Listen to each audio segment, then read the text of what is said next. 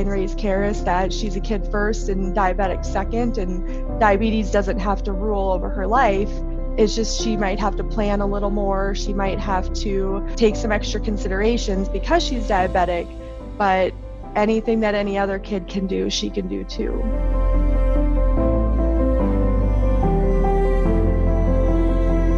If I had breakfast, I'd have to poke. If I ever had a snack, I had to poke. If I was grumpy, I would have to poke 14 times a day.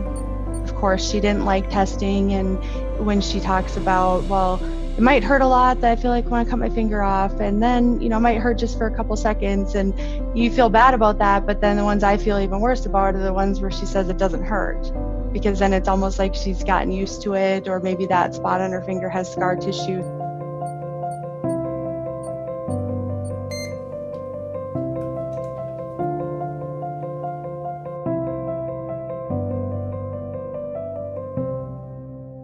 You'll do anything for your kids. I would die every day for my kids. See, now I get emotional. I've lived in this house for 10 years, and if it came down to selling my house and getting an apartment because it's cheaper, I would do it without questions asked.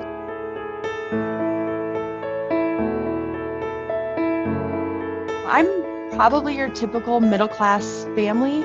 So when I was given this information for grants and places to help, and of course, I have insurance, so I'm thinking of low-income families who maybe don't have insurance, or they maybe struggle. And so I didn't even really think of looking at it because I'm like, well, I'm not going to qualify anyways.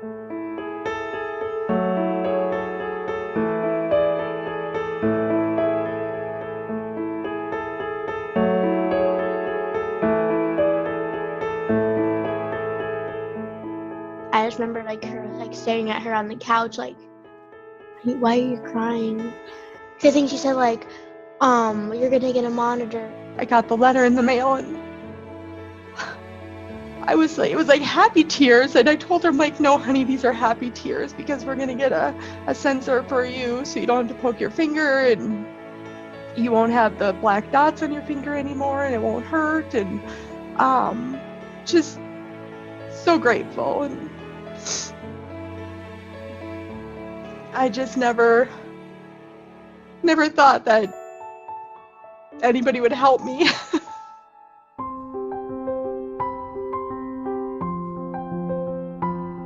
It's just easier now. I don't have to poke my finger so much. I have freedom. Without HealthWell, I think my time would be consumed with managing her diabetes. Her time would be consumed with having to test, and the stress and the worry of every 3 months, okay, how are we going to pay for this again?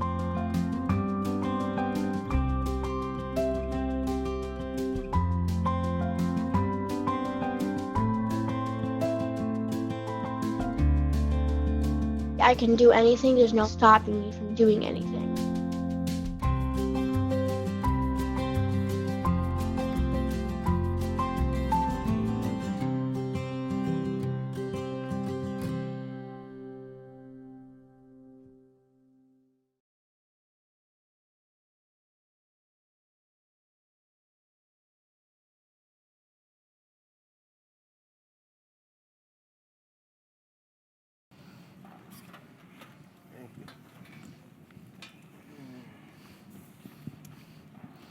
Everybody hear me? Great. Thank you guys for coming to our discussion and our lunch. Hopefully the food is worthy of the HealthWell name and Melissa Page in general. So we wanted to take a few minutes and introduce ourselves and our talk. What we want to do is actually make your lives easier so patients' lives can be easier, and we're going to tell you how we can do that literally in 5 minutes or less to sign folks up and get the financial assistance that they need so they don't have to make the choice between paying for their prescriptions, paying for rent, paying for food, paying for education, anything else that somebody who lives in the United States of America shouldn't have to do. So let me go ahead and introduce us. I'll moderate the panel. My name's Alan Klein. I'm Chief Development Officer at HealthWell. With me today, also to my right, is Jocelyn Scarpello from the University of Virginia Specialty Pharmacy. To my left, immediately, is Fred Larby, our Director of Operations at HealthWell. And on the end is Alicia Bell, who is the mother of a Pediatric Assistance Fund grant recipient here at HealthWell. So let me talk to you about what we're going to talk about. We just introduced the panel. We'll talk about copayment and premium assistance, how it addresses an unmet need, any services that we have available under that umbrella, how to make the provider experience super easy, and then talk a little bit about the patient experience. So what are patient assistance programs? Patient assistance is, of course, a broad term that encompasses both patient clinical education support and financial support. And then there are three categories for financial support for underinsured patients. You could see them listed behind and to the left and right of me, but we're going to talk about the one in the middle. We are part of the foundation support through charitable patient assistance programs, and tell you what the difference is between those programs and what programs that are sponsored by manufacturers or some other programs out there in general are. So CPAPs, which is what HealthWell is, provide financial assistance to patients that have insurance. We provide assistance for people who have both insurance under the government and under private care. About 88% of our patients actually are Medicare patients because they actually have nowhere else to turn because they can't legally be helped at all by manufacturers. We are different from a manufacturer copay support in that assistance is not product specific. It is indication specific, and all of our funds include everything that is either FDA approved or compendia listed. So if some patient gets diagnosed with the disease, if he or she is taking a drug that is either FDA approved or compendia listed, we will be reimbursing that patient in that fund. Eligibility requirements must include income limits and verification requirements that covers branded generics, biosimilars, generic products, all falling under that specific disease fund. And it's provided by a grant from the foundation. So once they apply, they are getting a gift grant from our foundation to the patient to pay for that. Medicare beneficiaries are able to receive assistance. So we are the point that they come to because they literally, unless they can get on free drug programs somewhere, they don't have anywhere else to turn. And especially in some of the spaces that you know of very well, like oncology, where it's skews to Medicare patients, we are really their first point of contact. And some of our cancer funds, we actually have upwards of 30% of the US population in some of our cancer funds who have that disease. So we are part of a CPAP community that includes a bunch of different outstanding organizations in the space listed there. You could see many of them are actually here as well. If you want to get in touch with HealthWell, we leave you our website and our direct dial hotline number as well. And just kind of to give you some background, the collective financial support for this community is estimated to be about $1.6 billion annually, and that money is generally donated by the actual pharmaceutical companies in the space, that they're very kind in donating to us as independent foundations. So just a little bit about HealthWell in general. We're independent. We have our own board of directors and our own processes. We're not influenced by anybody else. We're a 501c3, totally tax deductible. We are in Germantown, Maryland. For those of you who don't know where that is, it's about 25 miles north of Washington, D.C. We've been established since 2003, and we've offered assistance across 80 different disease areas since launching our first fund in 2004. So we're pretty big. We have over 160,000 active patient grants as of December 2020. And we are the first foundation to have a written OIG opinion, and that's the regulators, the Office of the Inspector General of the Department of Health and Human Services, To operate funds open only to Medicare beneficiaries, and as I mentioned, about 88% of our grantees are indeed Medicare patients. 100% of all the donations we receive go directly to patient grants. We don't use any of the money that we receive to pay our own salaries at all. And we basically have raised over $2.1 billion since our inception that helped out over 615,000 individual patients with about 930,000 grants. I know this is going to be a little hard to read, but this is a listing of all of our funds with active patient grants. You could see it's a smorgasbord of different therapeutic areas. I'm sure all of you have patients in at least one of these areas, if not more. But we have active efforts involved trying to get money out the door as fast as humanly possible to these patients. Believe it or not, some of these funds we can't get money out the door fast enough because we can't have patients, or we don't have patients enrolling as fast as we would like. One of the reasons why we're here is to appeal to everybody here to see if you can help us out. We actually are sitting on money that we want to give away. And I don't know, there's not a lot of people that say that, but this is actually true. So with that, let me introduce my compadre, Fred Larby. Fred runs our operations, and we'll take it over from here. Thank you, Alan, and very happy to be here, everybody. My name is Fred Larby, and as Alan said, Director of Operations at HealthWell Foundation. I've been with HealthWell since October 2016, and prior to that, I was with the Cystic Fibrosis Foundation. My job really is to get money into the hands of patients as quickly as we receive them. And so we put all the resources into place, people, process, technology, all into making sure that patients have quick access to the money that we give out. How do patients find us? As you can see there, they find us through their pharmacy. It looks like the pharmacy, 38% of the times, patients are finding us through their pharmacies, through the hub, through their providers. We have a growing network of providers, about 71,000 providers in our network. And about 28,000 of them are in direct bill relationship with HealthWell. That means that if they're not able to use, patients are not able to use their pharmacy card to access their grants, that we can be billed directly. And we're hoping that this list will grow so that patients who are not able to use their pharmacy card can also not have to pay out of pocket and then turn around to get reimbursed by us, but basically have their providers bill us directly. Next slide. And they can also find us through all these different means. They can pick up the phone and call us. We have a hotline where folks are ready and willing to help patients every day of the week. They can access us through the website and even through email.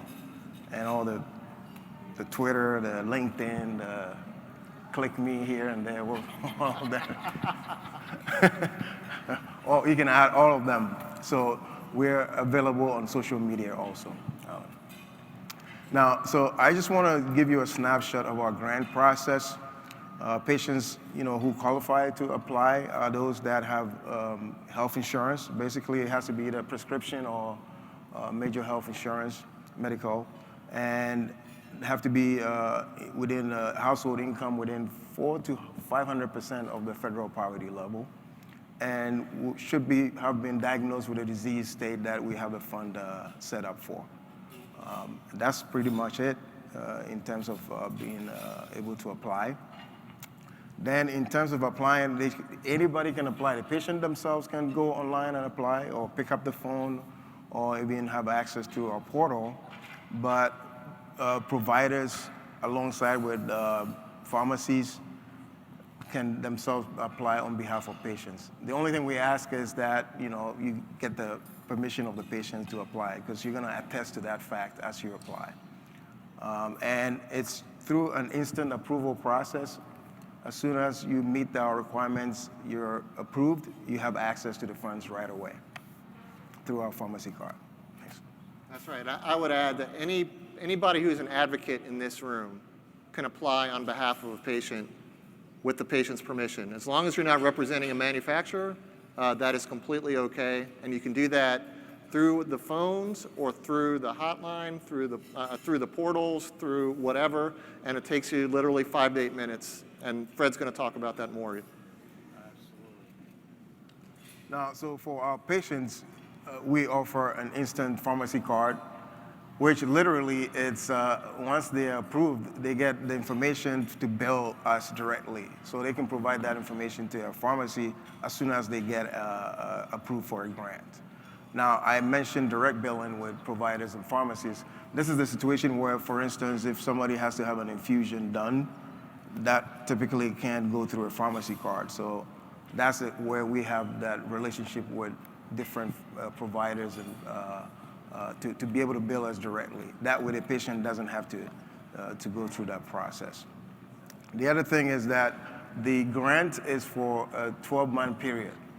All right, so once they're approved, they have access to the funds within a 12-month period, and at the end of the 12-month period, they can reapply. Now, for some funds or disease funds, if they run out before the end of the 12-month period, we're able to replenish those funds for them. So that's pretty much a very good thing for patients. And for those funds that is not available, we do, patients can actually email us and ask for additional funding, and we'll take a look at each case-by-case basis and give them additional funding if we're able to do so, depending on the availability of funds, actually. And that's it. That's it. Turn it over to. Let me introduce Jocelyn Scarpello from the University of Virginia. Hi everyone, my name is Jocelyn Scarpello.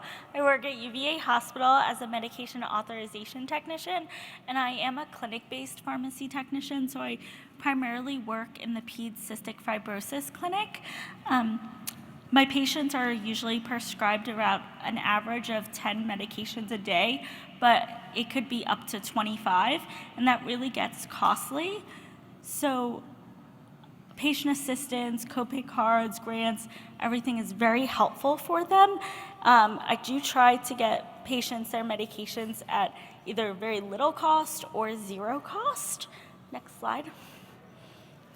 Okay, so all types of financial assistance are important to help patients get their medications at a low cost. The 3 types that we'll be talking about today are grants, free drug programs, and copay cards.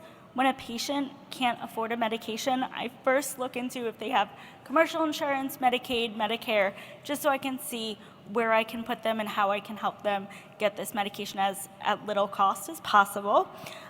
If they have no insurance or they have Medicaid or Medicare, I usually can't use a copay card or any manufacturer coupons, so then I would go straight to grants at that point or a free drug program if they don't have any insurance at all. If the free drug programs are a great resource for patients who are in a donut hole, or if the medication's been denied by their insurance and they can't get it at all, you can sometimes talk to a free drug program and get it to cover it completely. If the patient has commercial insurance, I first Google basically the drug name just to get to the manufacturer's copay cards. Sometimes I do look at needymeds.com. I like that site a lot versus other ones. And then I can also find out who the manufacturer of the drug is and get their number and call them to see if they have any assistance, if I can't find anything online, and see if there's any way for them to help us as well. Then if the patient still can't afford the medication after a copay card, then I would also try to use a grant on top of that. So if the copay card made the medication go down to $30, but $30 a month with 10 medications is still a lot for them each month, then I would also add a grant to it. I'm going to focus on HealthWell because they're here with me today. Basically, for a grant, the major eligibility requirements that we already said are that they need to be at a certain federal poverty line, and then active insurance, and then whether they qualify for any other assistance. So let's talk about foundation grants a little bit more. As we already saw in the previous slides, there are certain major organizations that have grants. Since HealthWell's here, we're going to talk about them most. Next slide, please. When I'm enrolling a patient into HealthWell in clinic or over the phone, the process for me remains the same. I tell my patients to allow for 10 minutes. The reason why I say 10 minutes is because HealthWell has 2 cystic fibrosis grants. They have one for their treatments and then also one for their vitamins and supplements and probiotics. The vitamins and supplements and probiotics one is huge for a lot of our patients because the insurances don't normally cover a lot of the patient's vitamins. So adding the grant so it could be 0 is huge. Instead of $35 for a vitamin that they have to have, it's 0 instead. It literally usually takes me 3 to 5 minutes in the portal. I just always make sure that I have all the information from the patient. So normally, if they're coming into clinic, I'll call them and see if they can gather that information before they come to clinic so I can do it with them at clinic. If they forgot it or don't have them, I set up a meeting with them to call them after the fact so that I can help get them that HealthWell grant and see if they apply. The couple things that you need to know about what information is needed beforehand is you would need age. If they're under 18, I work primarily with pediatrics, so my patients are normally under 18. You do need to get a parent's social security number, date of birth, and name, and obviously the insurance information, and then household size and gross household income.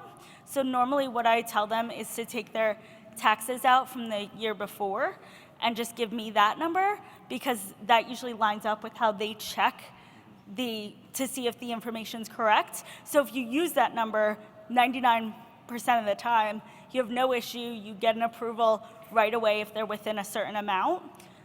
So that's my basic thing that I do first. Now if we can go to the next slide.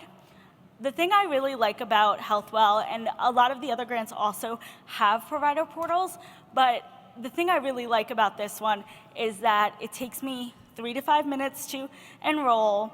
I get to see all the medications, so like it's not just, okay, it's FDA approved for this drug for this usage, so it's probably gonna be approved. It actually has a list of the medications on the site, so I can pull that up with the patients while I'm in a clinic room with them, and it's very just transparent. I can say, okay, it doesn't cover this for you guys, even though you're using it for cystic fibrosis, it's not, the FDA approval for it. So we can't use this for this, but we can use it for this. So I kind of like that. It's easier to explain to them. And then you know the amount that you're granted right on the portal, right when you get approved. And beforehand too, most of the grants have specific numbers when you search for them on the website.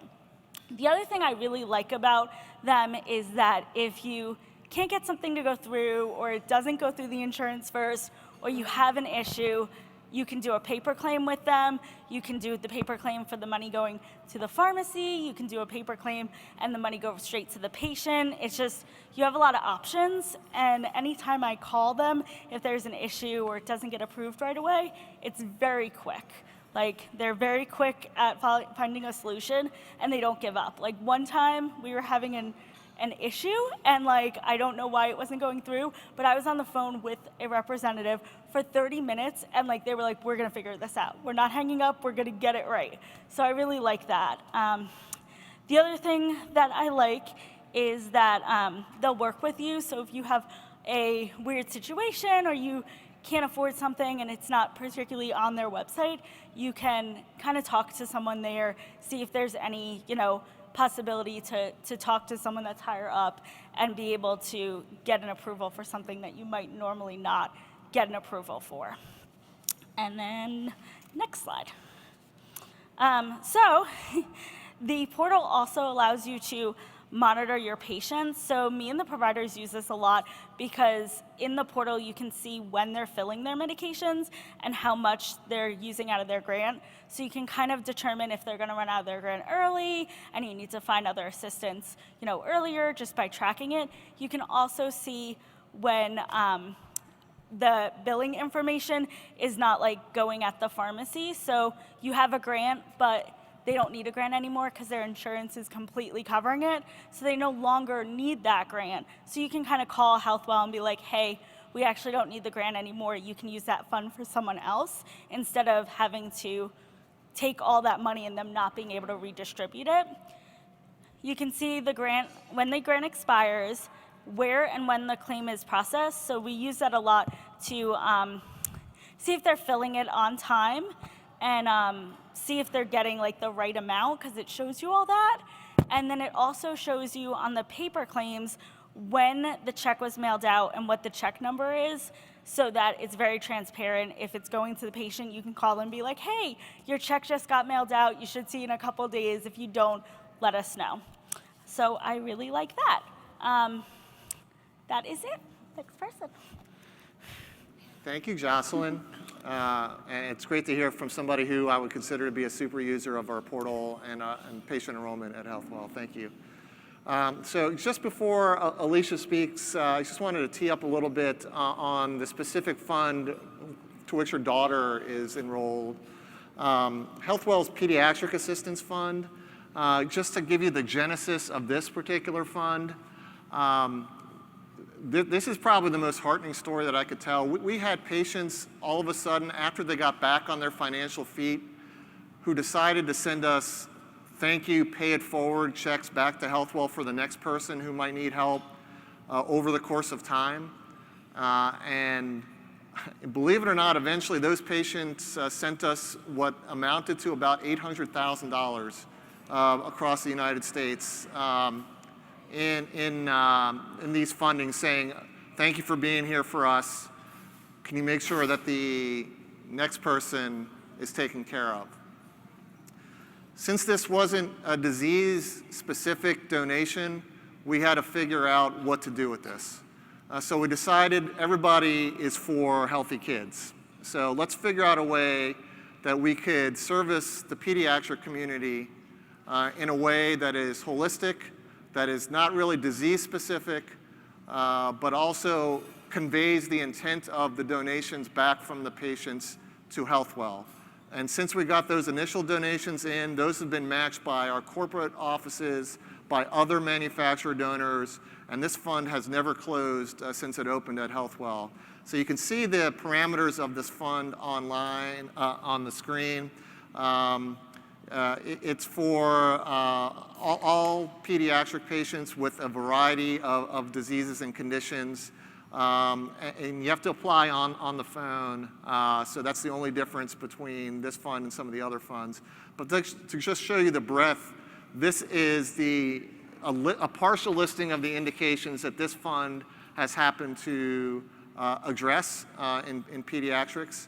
And actually, one of our, we love all of our grantees equally, but certainly one of our favorite grantees is Alicia's daughter, Karis. And basically, she has fallen into the diabetes portion of this, and I just wanted to give you some background on that before she speaks. So with that, Alicia.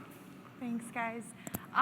Well, like they said, my name is Alicia Bell, and my daughter Karis is a type 1 diabetic. So, can I go to the next slide? Thank you.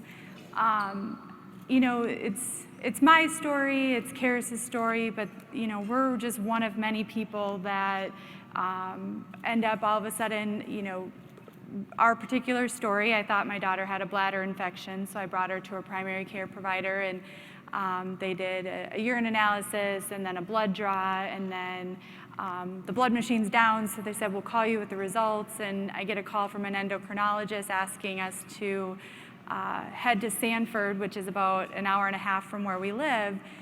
And I'll just never forget the day when he said, you know, had I known what her results were, I would have wanted you here yesterday. And you just think, like, this is my daughter, like, what do you mean? What should I do? And he said, well, just get here, you know, don't speed, be safe. And we get there, and it's a whirlwind because you think she has a bladder infection, right? Just a bladder infection, what's going on? and they're talking about insulin, and then I remember them saying, well, this one, if it's not covered, there's others you can use, and I'm like, just do whatever you need. I don't care if it's covered, and I've had health insurance my entire life. I've never had to worry about if something's covered. I know about in-network, out-of-network. I work in healthcare, for crying out loud. And so I'm just like, I have good insurance. My employer gives us really good insurance. We have good plans. I'm good. So they're like telling us all this calculations of how to give insulin, and they're like, all right, you need to give her insulin. And I'm like, why?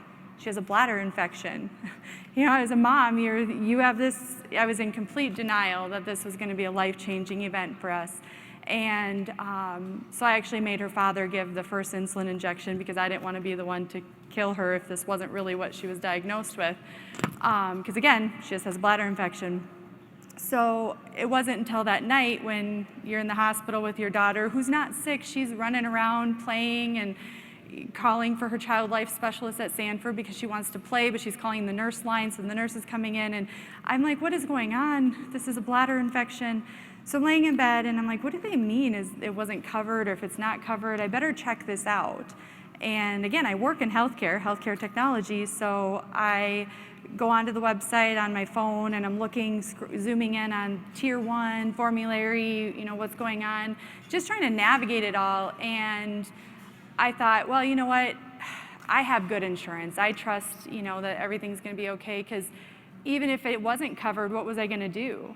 Was I going to say, no, don't give her what is needed to save her life? Like, how do I justify the cost of her life? How do I justify her health?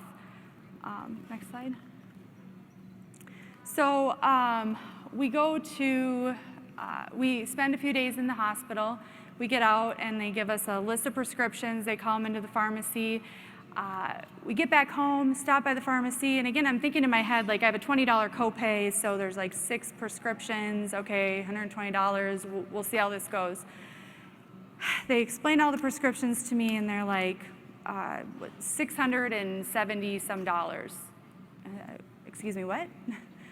Did you run this through insurance? And they're like, yep, that's after insurance, and they start telling me about a deductible on insurance. And I'm like, what do you mean? I have a copay.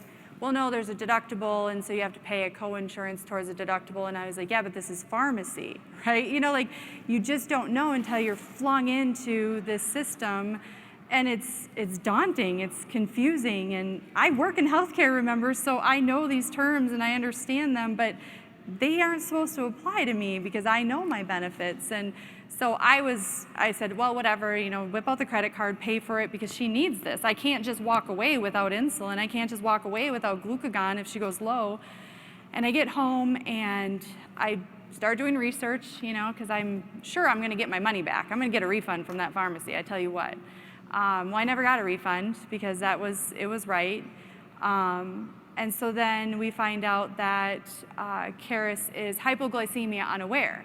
She doesn't have symptoms of high or low blood sugar. So if you have a low and you start feeling shaky or clammy, she doesn't feel that. And so we were ending up having to test her with a finger poke. When I would go through a log, is 14 times a day. So it wasn't just before meals. It was in random, because I'd test her and she'd be at 42.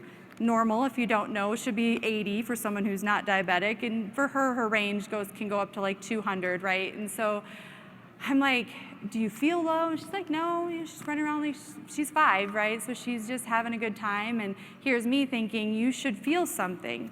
So our endocrinologist has said, you know, they have these continuous glucose monitors.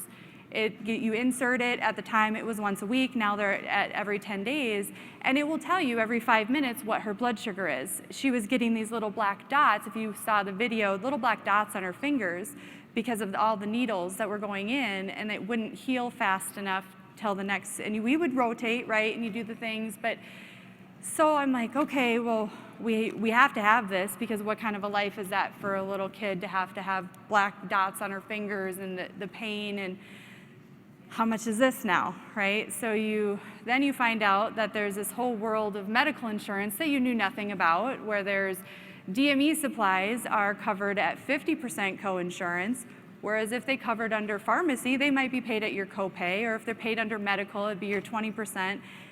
Again, Didn't know any of that. So you're thinking, well, I have this other prescriptions that she needs. Now she needs a continuous glucose monitor. So how am I going to pay for all this? So at Sanford, I'd come home with a stack of information, books, pamphlets. One of them was a piece of paper with grants, foundations. Being middle class, I just kind of put it in with the stack because I don't qualify for any public assistance. I'm a single mom, I don't get child support. I work hard and I do well for me and my kids. We get by. So how am I going to pay this now? What am I going to do? I had to do something. There's a little bit of pride there too. You know, you don't want to have to admit that you can't afford to pay for something that your daughter needs, or either of my kids. I have 2 kids, my son is a freshman in college, but we'll stick with Karis since that's what it's about. But so I saw, and Alicia was her name. I remembered because it's mine, but she spells it with an E. I digress. So when we were talking about it, she knew my income, and she had circled HealthWell, and she said, you know, go through and just apply. The worst that can happen is they'll say no.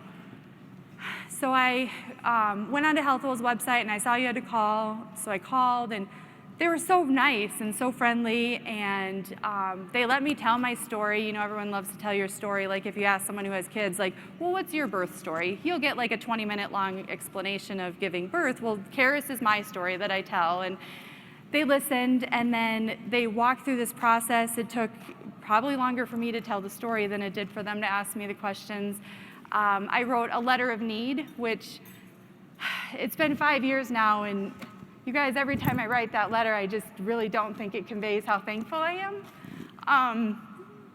When you're thinking about, okay, what do you need? Well, my daughter and my son, they're healthy, right? When you look at Karis in the video or some pictures coming up, she doesn't look like she's sick. She's healthy. So what does she need? Well, you have to give them a dollar amount, and I'm like, can I just get this $700 from the pharmacy back? You know, like you don't want to have to ask for $3,000 because you feel like you're not good enough to provide for your family, but I couldn't. I had to do something. So I did the letter. I would say within a week or 2, I got a letter in the mail, and that's what Karis is talking about in the video, where I opened the mail, and of course I think it's going to be a denial letter, and it says you're approved. And I just remember thinking, thank you. Like, I don't have to worry about how am I going to help my daughter.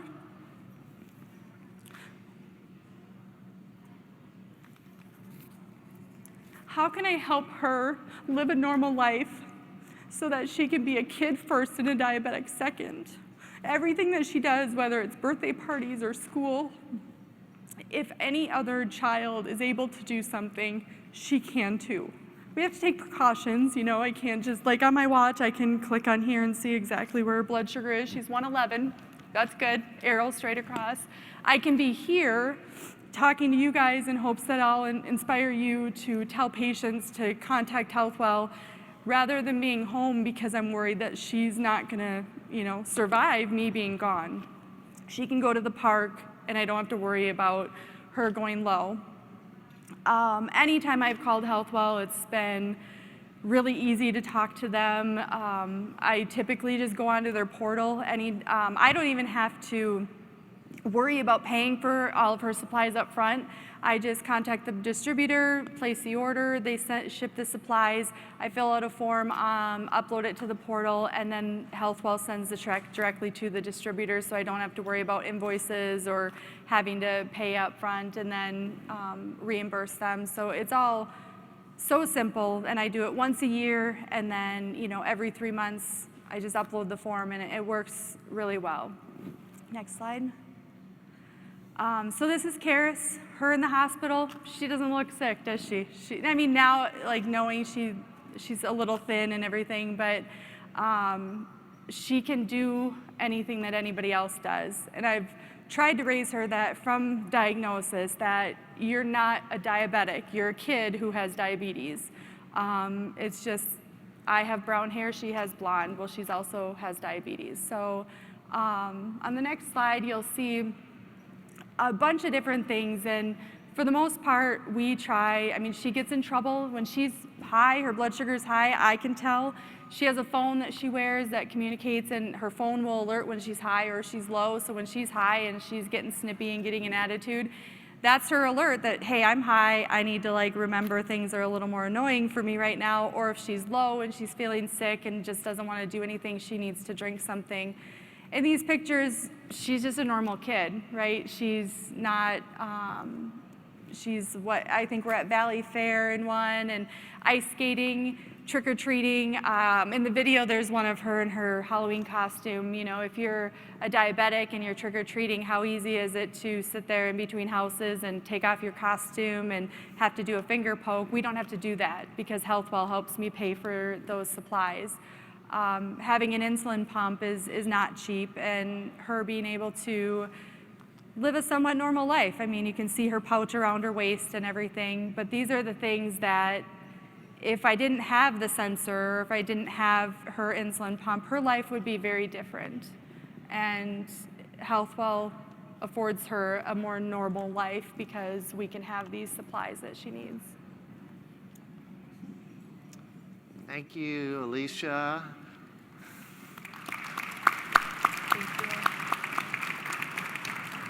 So we have about 8 minutes. I'm really respectful of everybody's time. You guys have been unbelievably kind to listen to us while you're eating and really attentive. But if there are any questions out in the audience while we have about 8 minutes before the next group gets on, we're happy to take any questions that anybody might have. And Melissa, I think, is walking around with a microphone. I've got it here. One question that did come in, Alan, it said, what's the difference between HealthWell and the other independent foundations in this space? Great question. So pretty direct, but that was one of, everybody kept voting on that one. Okay. As I introduced, I guess, in one of the first slides, there is about 7 or 8 foundations in the space that do what HealthWell does. They're all great people. They're all trying to do right by patients. They're all patient-focused, and it's in their mission. They all do things slightly differently from one another. Some have portals that are different to use. Some, just when the application process is going on, it's a little bit different as well. What we pride ourselves on, I'm only speaking for HealthWell only because I work here, we try to do things as efficiently as possible. So our overhead rate is super low. I think we are probably the lowest in this space. I mean, it takes us maybe 1 or 2% of all of our donations to pay our staff to get the money out the door to patients. The more that folks can refer patients into our fund, the more money that goes out the door faster. The faster, as the person who raises the money for the foundation, the faster I can ask for more money. So the more that you guys participate in the process on behalf of patients, the easier it is for us. And because we have a pretty good story to tell, I think, especially in regards to helping patients from a foundational perspective, we take great pride in working with advocates such as yourselves to the point where we'll spend any individual time, do any individual webinars, speak to you one-on-one, have access to all of our senior staff if you have any questions. There is nobody who is in this audience or who you may know who doesn't deserve our undivided attention in helping patient, and even if that's just one patient. So please do take advantage of the contact information for any of us. My card, Fred's card, we're at the booth. Jenny, who is our marketing director, is at our booth. We can all be assets for you. You're doing God's work in helping patients not have to stress out and only focus on getting better. So I guess to answer that question, I think we do a great job of doing that super efficiently. We do a great job of communicating with all of our stakeholders. And then we push money out the door really well so we can continue the process of getting more and more patients helped in that process. So hopefully that answered that question, but if I didn't, please let me know.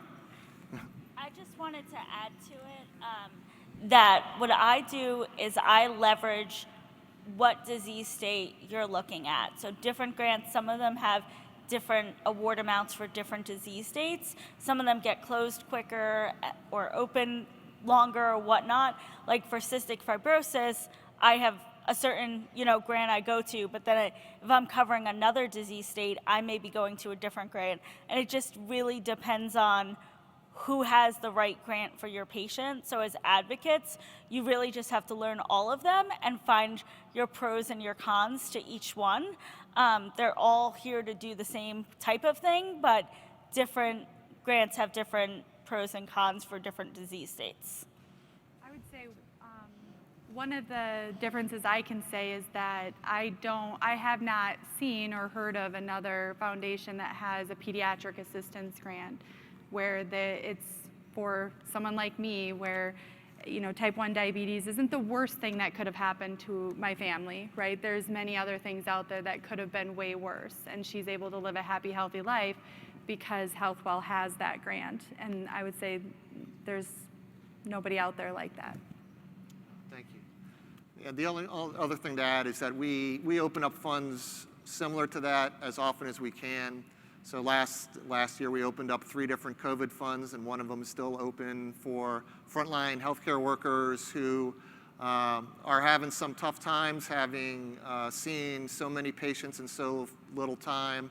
And if they need help with depression or anxiety or psychotherapy or transportation costs, we want to say thank you to them. So we opened up a fund with our own money to take care of all the copays for those individuals as well.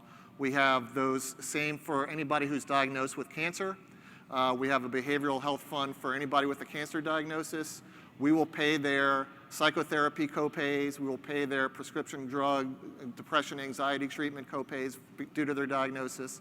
We try and do that all the time, thinking outside the box, trying to keep the patient in mind and treat them holistically. So again, they can just be focused on getting better at the end of the day. Anything else? Yep. We've got one question. Hey, y'all, thanks a lot. Thanks so much for sharing your story. I've got 3 daughters, too, so we can all empathize, so thank you. Second of all, $2 billion is amazing. That's just, I had to do it, that says $2 billion. That's just wonderful. So I got a couple quick questions. Where's your funding coming from? Second question, the sources you cited that patients learn about you, you didn't say, I didn't see pharma manufacturers up there. And we'll just stop there. So, that was the hub. Yeah. The donations that we get, I would say 99% of our donations literally come from pharmaceutical manufacturer space. We have over 6,000 individual donors as well. Of course, the checks that they can cut are a lot different than the checks that big pharma and big biotech can cut. Absolutely, you will see all the foundations referred to on pharma websites as well as a place that people should check out for assistance without endorsing them, of course, but just as a resource to patients in general, as well as to patient advocacy organizations in the space as well. So we'll be listed with them there as well. And then I guess, was there anything else you want to add? And I wanted to add, on my slide, I had hubs as one of the ways that they find us, and that's through manufacturer hubs. Yeah. Yep. Great question. Thank you. Questions? Any other questions? Got about 2 minutes. All right. Thank you so much, HealthWell. Thank you, Melissa.